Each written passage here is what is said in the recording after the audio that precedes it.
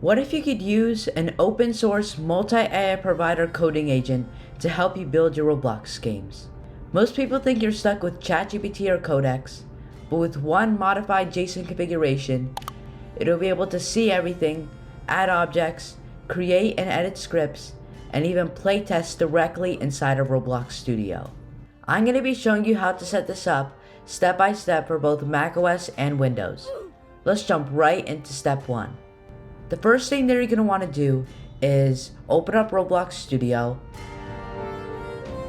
You can open up one of your existing projects, but for the sake of this tutorial, I'll just create a new experience.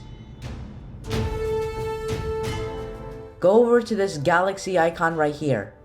Chat with Studio Assistant to get help and accelerate creation. Click that button. Then go over to this 3 dots right here.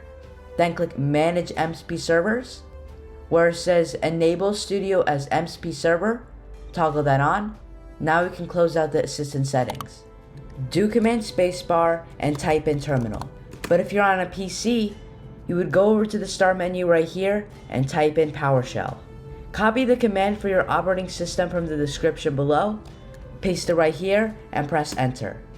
What this will do is create opencode's configuration folder and file if they don't already exist, and then open the configuration file. Then copy the configuration from the description below for your operating system. If the file is empty, paste the configuration directly like this. If you already have settings inside of this file, add the Roblox Studio MSP configuration without deleting your existing setup. Now you can close out this file and the terminal. The last thing that you're going to want to do is open up opencode. I'm going to just make this full screen. Select the AI provider you want to use. For the sake of this tutorial, I'll just be using my paid OpenAI account, but if you'd rather not pay for anything, opencode.json has several free models you can pick from, or you can run models locally for free with LM Studio. Let's go back to Roblox Studio.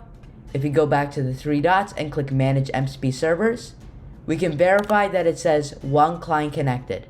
I'll be making a follow-up video showing where you can actually build with this setup in the near future, so subscribe if you want to see that.